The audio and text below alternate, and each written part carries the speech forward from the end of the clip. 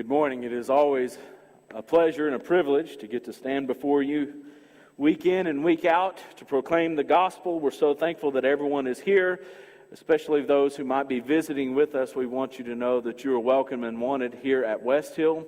If you're traveling to other destinations, may God be with you and have safe journeys. If you're in the Navarre County area, though, and you're looking for a church home, we want you to look no further than Westhill. We want you to know that you're not just welcome here, but wanted here. If you've got any questions about what we do, we seek to do Bible things the Bible way for Bible reasons. And if that interests you and you have some questions about that, please visit with one of the members here. Don't leave this building wondering, why do they do it this way or why do they do it that way? We want to answer those questions. And while we may not have the question immediately at hand, we can always sit down and find it together. And if that interests you, then we invite you to do that as well. We think about different eras and times in history. And it was in 1917 that General Edmund Allenby marched into the Jaffa Gate of Jerusalem and accepted the surrender of Jerusalem. In 1948, the Axis powers, of course, gave over the land of Israel to repatriate it with the Jews. It was during the time of 1967, of the Six-Day War, in which, again, national euphoria of Jerusalem swept through Israel. And at each one of these times throughout history, people have said, look, see, this is the end. This is the time in which all the things prophesied in the Bible about the end of times, things are going to happen. And so everyone was thrilled about 1917, but as much as the Zionists prepared for the overthrow of Jerusalem, for the return of Israel, the rapture did not come. After the Axis had given up the power of Jerusalem and allowed the Jews to go back, everyone said these were the wars and the rumors of wars. This was the sign of the end of time. It is near. The rapture was imminent, and relations between Israel and the rest of the world became enthralled. It was something that everyone was looking at and saying, this must be the end. But the end didn't come. After the Six-Day War, when again fighting broke out, everyone was turning their national and international attention to Jerusalem. The end has come, they said. Look, unrest in the Middle East, the turmoil and the wars, the earthquakes. Every time a natural disaster comes up, people say, this is it. I remember it was in 1990, I was sitting in a chemistry class in high school, and they announced that the United States had gone in and started, or we entered the Gulf War in 1990. And everyone, again, started paying attention to the end times prophecies. Look, the earthquakes, the abomination of desolation. Surely this is it. Nation rising up against nation, kingdoms against kingdoms. That's exactly what we saw in the Middle East. And everyone was saying, this must be the end. And the rapture did not come. In 2010, the Arab Spring, overthrow of dictators and despots in the region of the Middle East. From that day until now, we've seen civil unrest, Middle Eastern aggression, and there is a renewed fervor for the end of times. The so-called signs of the times have now been witnessed, and the end must be here, right? For countless generations, the welfare of Israel and Jerusalem has been scrutinized, lauded as God's prophetic clock is ticking along. And as Israel changes, or her fate changes, and one of her most fickle allies, America, either gives support or withdraws support, or sees things happening or requiring this red line or that red line, everyone turns all eyes to Jerusalem. And they look at God's prophetic clock and they say it is nearing midnight. And the time of Christ's return, the great parousia, as we call it in the Greek, the word to come was parousia. And so when in theological circles we talk about the coming of Christ, the great parousia of Jesus coming back. Many Jews and sectarian Christians look forward to the rebuilding of the temple, or the third temple, in Jerusalem. There is, in fact, many organizations today that exist that funnel money from the international community into Jerusalem to rebuild the temple. In 2015, last year, Rabbi Glick, who oversees the temple rebuilding project, funnels money. You realize they have already started rebuilding the furniture of the temple, the table of the presence, the lampstand of fellowship, the brazen laver, the altar of burnt offering, the altar of incense. The world is looking and saying, this must be the end. And a lot of people are wondering, is it the Messiah that's going to come and rebuild Jerusalem? Or do we have to rebuild Jerusalem in order for the Messiah to come? And a lot of people are of that opinion. We've got to start this third temple period for the Messiah to come. And so even those who are not Jews are willing to donate to the funds to rebuild Jerusalem so that Jesus can come. What are people looking for? What are the signs? How do these signs fit together in the eschatological discussions about the end of times? Why do people keep crying, the end is near, the end is near, whenever there's unrest in the Middle East, or when peace comes to Jerusalem, or peace is taken away from Jerusalem? As we continue our series on a handbook to the end, we want to turn our attention to Middle Eastern unrest.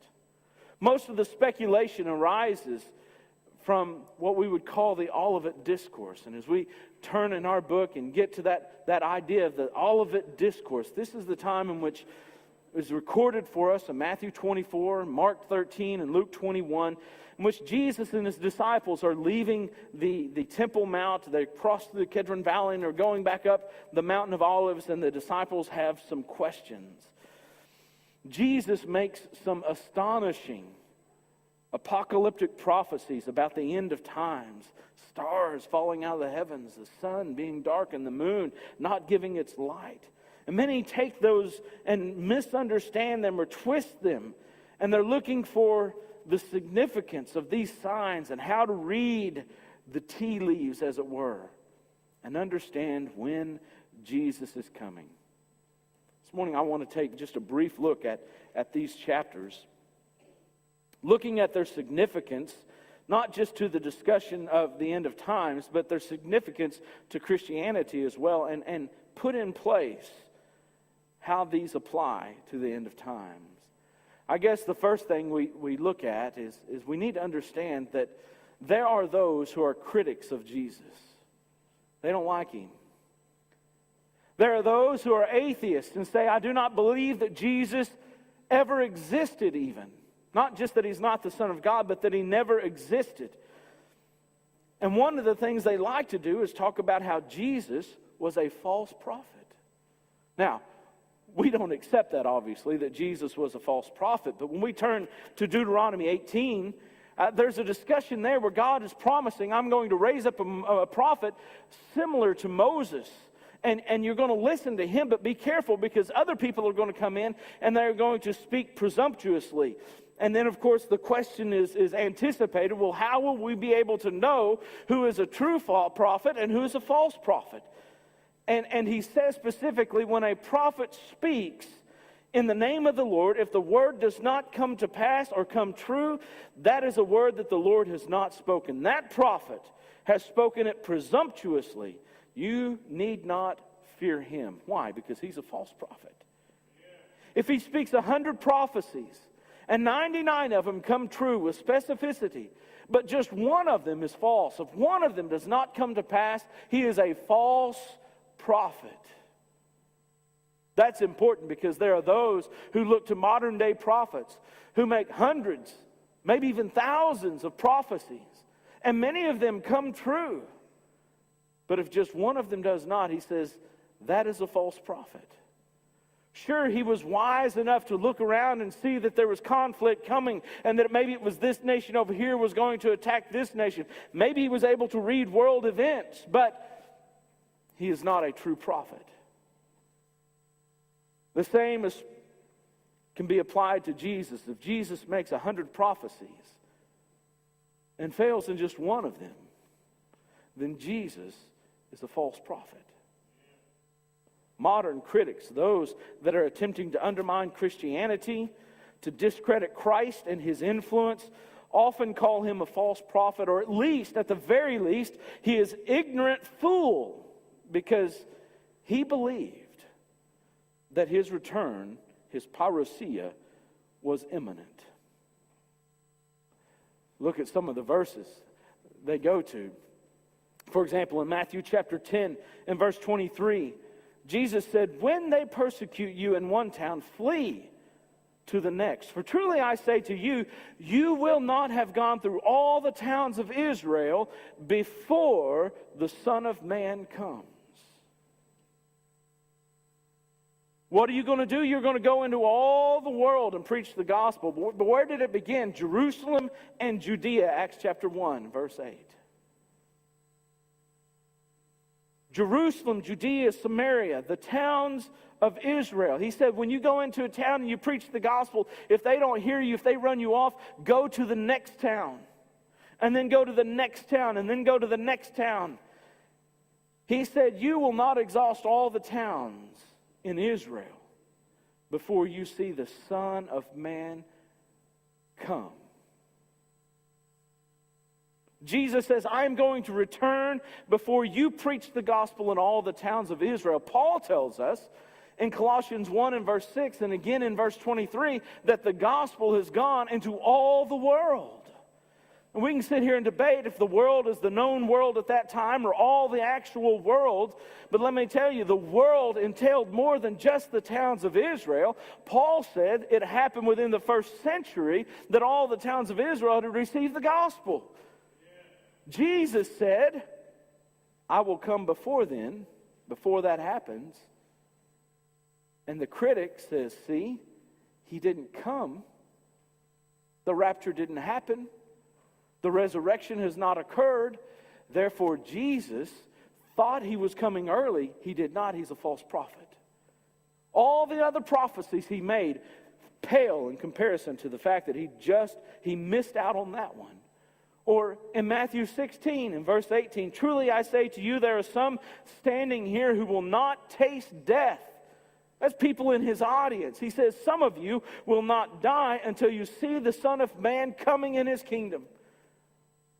There's the word again, the coming, the parousia. You will see Christ coming before some of you die. Now, how is that possible? Or Matthew 24 and verse 34, truly I say to you, this generation will not pass away until all these things take place. In that discussion, in that chapter of the Olivet Discourse, when he makes that statement, he had just told them, you will see the Son of Man come in clouds of glory, or he will come in the clouds with glory.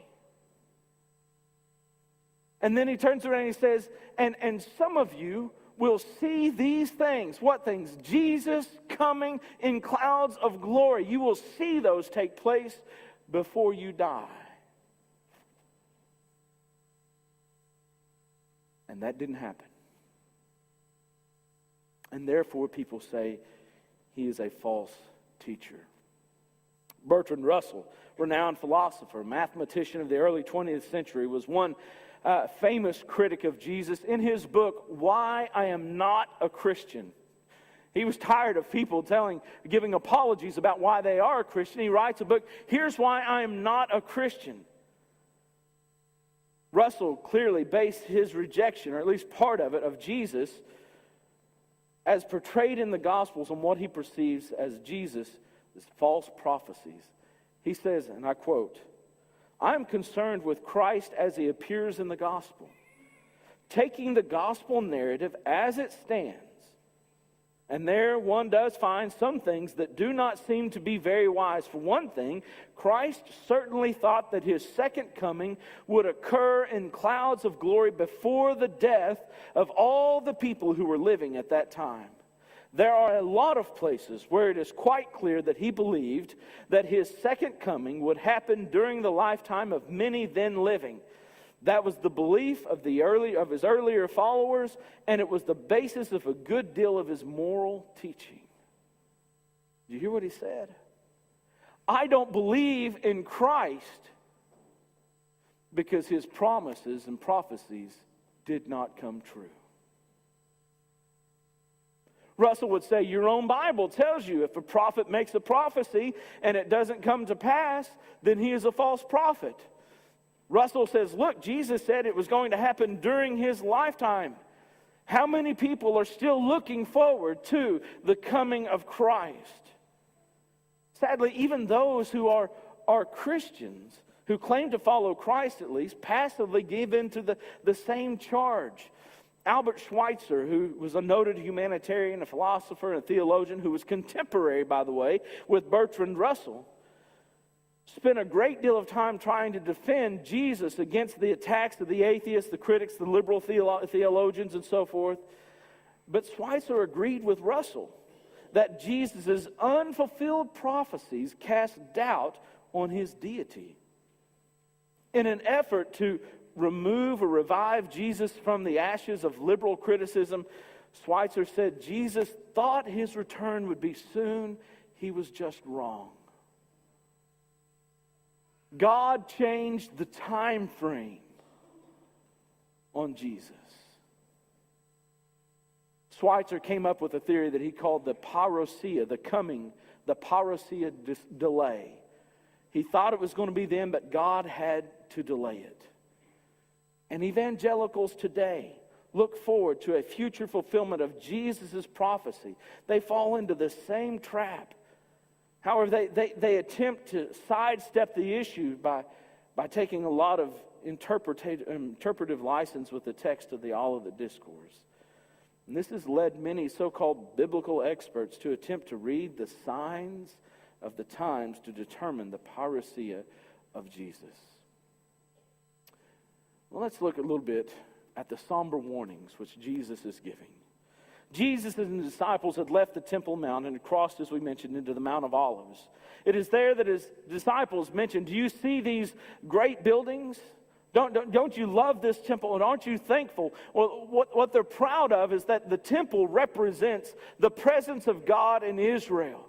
As long as the temple is there, as long as God's Shekinah glory, as long as the smoke and cloud fill the Holy of Holies, then God's presence is with the nation of Israel. And they're saying, see, Jesus, look, we have the presence of God. No one throughout the world, throughout the lands, has God in their midst, just Jerusalem. And Jesus makes this astonishing statement when he says, do you see these buildings? There will not be left here one stone upon another that will not be thrown down. For the Jews, if the temple represented the house of God, then if that temple was destroyed, the very presence of God was taken away. Its destruction would have heralded a cataclysmic shift in their relationship with God. That God had changed everything if that temple is destroyed. And surely if that happens, that must be the end of the world. And so they come. As they're on the other side, some of them come to him privately, it says.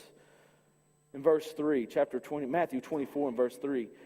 Tell us when these things will be and what will be the sign of your coming and of the close of the age. Or literally, as some translations have, the end of the world. What are going to be the signs of the end of the world? What's going to happen? Well, we understand that at the crucifixion, God left the nation of Israel. Just as they understood, if that building is destroyed and not one stone is left stacked on top of another, then that would mean that God has left Israel. Well, God did leave Israel. At the crucifixion, in Matthew 27 and verse 51, when he cried and he gave up the ghost, it says that the veil of the temple was torn. It was ripped from the top to the bottom. What happened? God, who had resided in the cloud, in the smoke that filled the Holy of Holies, left the temple. In that moment, he left the temple. Yes, the temple was still standing, but God's presence was no longer there. God no longer was with Israel compared to the rest of the world. He was the God of all the world in that moment. And in fact, the relationship between God and Israel did change cataclysmically. As God opened his hands to the world, and the coming destruction of the temple would signal that final separation of God's judgment, or final declaration of God's judgment upon Israel. These signs of the times came in that warning. These disturbed disciples are asking, when will these things happen? What's going to happen? He gives a list. We don't have time to go through the whole, read the whole text, but he says, look, there's going to be people saying they're the Christ, and they're not. There's going to be false Christ. You will hear of wars and rumor of wars. Nation will rise up against nation, kingdom against kingdom. There will be famine, there will be pestilence, there will be earthquakes, persecution of the faithful, apostasy of the faithful. There will be false prophets who come and try to lead you astray. There will be lawlessness, and the gospel will be preached in the whole world. The abomination of desolation that Daniel talked about in Daniel chapter 9 when he prophesies of the 70 weeks. He speaks of the abomination of desolation also in chapter 11, Daniel 11 and Daniel 12. This abomination and this desolation. Jesus said, Daniel spoke of it, and you'll see it. Great tribulation will be there. There's all kinds of astronomical turmoil. The sun will be darkened. The moon won't give light. All of these things are going to happen. And people come and they look at these warning signs. And when they hear of wars and rumors of wars, when they hear about conflict, when they hear about famine, when they hear about natural disasters, everyone throws their hands up in a frenzy. Oh, this is it. This is the coming of Christ. This is what Jesus is speaking of. And they try to read the tea leaves. They are cracking the Bible code, as it were. One man, in fact, suggested that we need to read our Bibles with one hand and the newspaper with the other to be able to understand what Jesus is talking about. And notice how the signs escalate in their terror, culminating with immediately after the tribulation of those days, the sun will be darkened and the moon will not give its light. The stars will fall from heaven. The powers of the heavens will be shaken. These astronomical perturbations will strike fear into the hearts of many. Can you imagine walking out in the sun being darkened? Not talking about a simple eclipse. The sun is darkened. Stars falling out of the sky. How terrible that would be in that moment. And he says that would be the precursor to the coming of the Son of Man. Then will appear in heaven the sign of the Son of Man. It's Matthew 24 and verse 29. He says all of these things are going to happen. The stars will fall. The very next verse, then will appear in heaven the sign of the Son of Man, and all the tribes of the earth will mourn, and they will see the Son of Man coming on the clouds of heaven with power and great glory. When the sun is darkened, when the moon does not give light, no wonder in history people were seeing the eclipses and they're thinking, this must be the end. Meteor showers threatened people. This is the end. Because you will see the Son of Man come in clouds of heaven and with power and glory. And that was to bring in the parousia, that coming of Christ. He concludes his prophecy of the end. He says, truly, truly, I say to you, this generation will not pass away until all these things take place.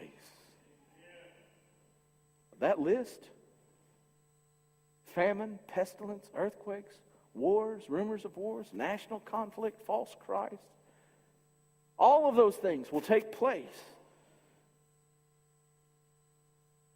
And then to punctuate it, in verse 35 of Matthew 24, he says, heaven and earth will pass away, but this prophecy will not fail. That is a bold prophecy by Christ. This is what's going to happen. He's very specific about things. And he says, this is going to happen before these people pass. Heaven and earth will pass away, but my prophecy that I have just given, my word, will not pass away. There's only a couple of things that we can understand from this. One, we could say that there's a lot of old people who were alive at the time of Jesus who are still alive some 2,000 years later, looking forward to the coming of Christ, because he said, some of you will not taste death. This generation will not all pass away. So they must be still alive if Jesus has not yet come. That's one possibility. Another possibility is that Jesus was just wrong. In which case, he is not the Son of God. If Jesus was wrong, he does not deserve your allegiance. If he wasn't wrong, he's a liar and a false prophet. A third possibility is that this passage does not mean what you think it means. That this generation doesn't mean this generation, or some of you who are here today will still be alive when I come, doesn't mean that they'll still actually be alive. And we've got to take some unconventional interpretation techniques in order to get it in there. Or the fourth possibility is that what Jesus said actually happened, and he has come. That's it. Many take the unconventional approach. I mentioned the word generation. Genia in the original language is used several times by Jesus. You know, that these nations will rise up in judgment against this generation, for example. This generation will not pass away. Every time Jesus uses it means that this generation are those who were his contemporaries in that moment. A generation of people lasts maybe 30 to 40 years, maybe 50 if they're really lucky. If you are listening to Jesus in that day and you understand his words, you're probably between the ages of 15 and 20 or so at the youngest. And he said, some of you will not pass away. If you live another 40 years, you're 55, 60 years old, you're nearing the end of age. Or the end of your life, I should say. And so that would be a generation. Some people come and say, no, that's not what generation means. Generation means a kind or a sort of people. And what he means is for example, maybe the Jewish people will not pass away until you see this occur. The Jews are still alive today, so we're still waiting for that parousia to happen. Some say, well, that's true. It can mean a sort or a kind of people, but it's not talking about the Jews. It's talking about unrighteous people. As long as there are unrighteous people in the world, they will still be here whenever Jesus comes. Well, that's a pretty safe bet, isn't it? that there will still be sinning people on this earth when Jesus comes. I can tell you that's 100% accuracy, isn't it? Of course there's still going to be people sinning on this world. So that's not much of a promise, is it? It's not much of a sign of anything, is it? If it's going to happen all the time. So no, generation means about a 30 or 40 year time frame. Well, they come in, they say, well, the word these things refers maybe to the earlier paragraphs where Jesus is speaking of the wars and rumors of wars. But, when he gets to the abomination of desolation and the astronomical turmoil, and he gets to the sun coming in the clouds, that's not these things that are included. Well, why not? What is the line of demarcation of things that is included in that generation and the things that are excluded from that generation? Who's to say what belongs here and what belongs there? You see, the Bible doesn't make that clear. The Bible says all these things will come to pass. Well, the fact is that God intended to do it this way, and because the people rejected Jesus, God paused the prophetic clock. It quit ticking for a little while. We are in the parousia delay, and then at some time in the future, God is going to start the clock again, and these signs will come to pass. But that's not what happened. I tell you, Jesus came. What if Jesus did come within that time frame of a generation? What if all of these things did come to pass? Wouldn't that suggest that what Jesus said was exactly right? First of all, we notice the end of the world, as they were asking the question, what is the signs of the close of the age or the end of the world? The word world normally is translated from the word cosmos, right? But occasionally it comes from the Greek word ion or aeon. And it's an epoch of time. An eon, as we would think of eons today. Eons and eons and eons. It's a specific period of time. And the real question they ask is, what is the end of the age? Now, I'm not sure that the disciples exactly understood that, but they did understand that if the temple is being destroyed, that's pretty much the end of the Jewish age. That's done. God's done with the Jews in that moment, and they would occur simultaneously. I think in their mind, maybe with the end of the world, but in reality, it just signaled the end of the Jewish age. It marked by the destruction of the nation's connection with God, that is, with the temple. Those are the signs which would come to pass.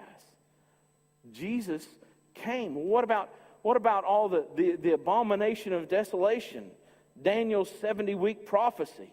When we go back and we look at Daniel's 70 weeks, it's going to come to fruition. It was going to come to fruition during the time of the Roman Empire.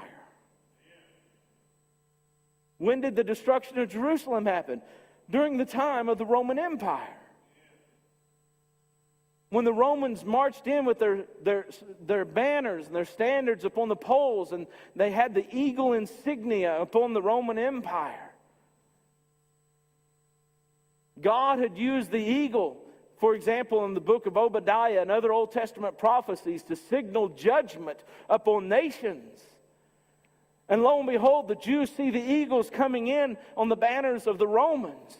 Josephus, who is certainly not a Christian and is not sympathetic toward Christianity, looked at those same standards and saw the Romans march them into the temple itself. And he said, this is surely the abomination of desolation spoken of by Daniel.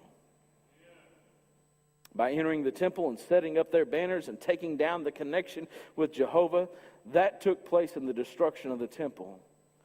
Just as Jesus said, not one stone would be left on top of the other. The temple was destroyed.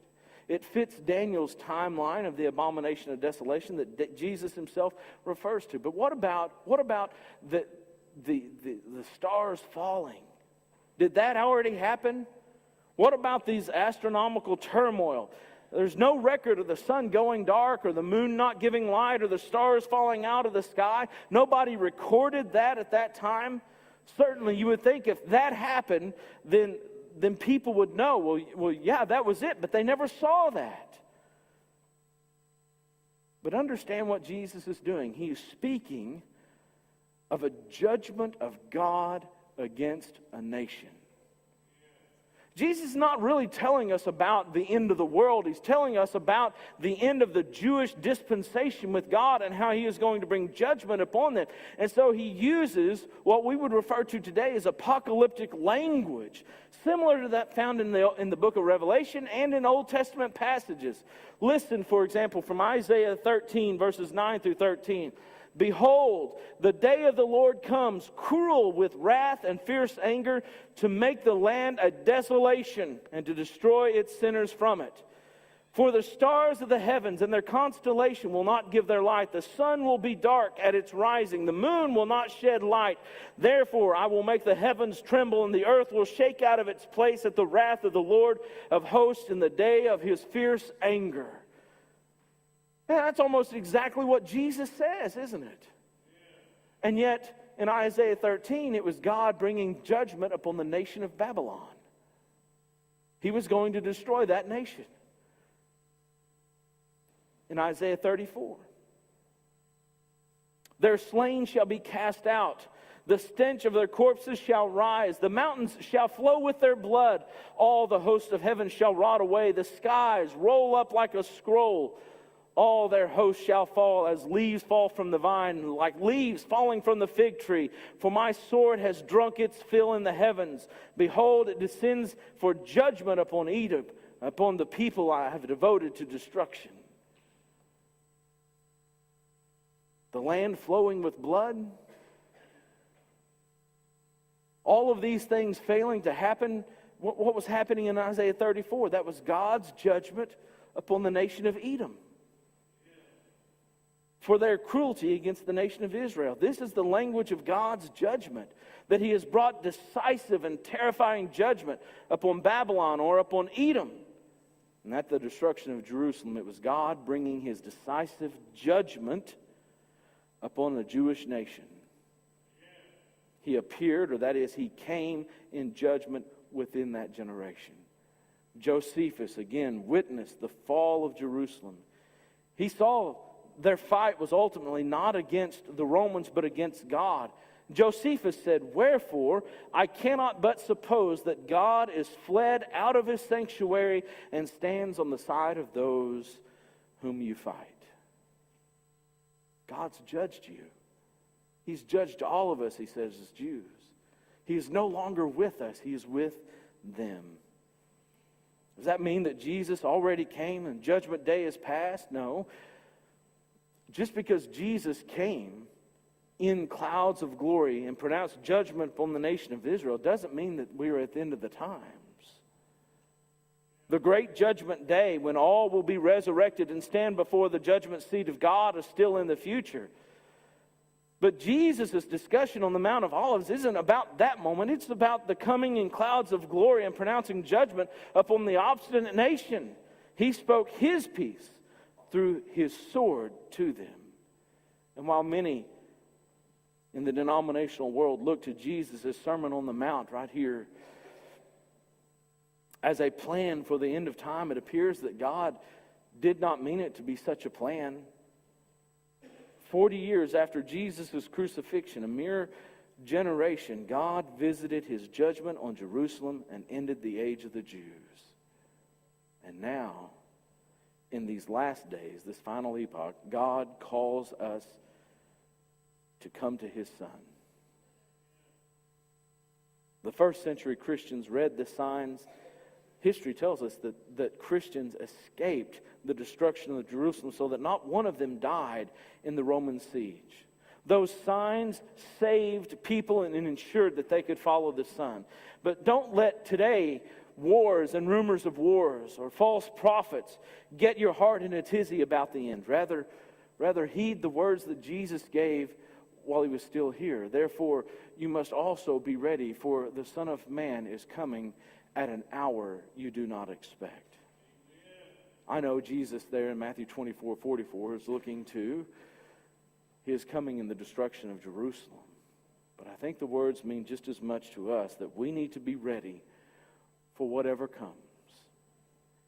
If the wars and the rumors of wars eventually destroy the world, let it be. If we survive past the next eruption in the Middle East, then so be it. There's only one way to prepare for all of that anyway. And it isn't by reading the tea leaves or interpreting the signs or breaking some convoluted Bible code. It's about submitting to Christ. It's about knowing him and the grace that he offers. It's about being ready today because you have obeyed the gospel. And maybe you sit here today and you've thought about it. You think, well, that would be a good idea eventually for me to do. but you haven't really done it yet, don't you know that today can be the day of your salvation? Today, this moment can be the time that you give your life to Him, that you walk out of this building ready for whatever may come. Wars, rumors of wars, destruction, hate, corruption, it makes no difference. If your heart is right with God, you are ready to meet Him. And if your heart is not right, you are unprepared. Won't you use this moment to be prepared while we stand and while we sing?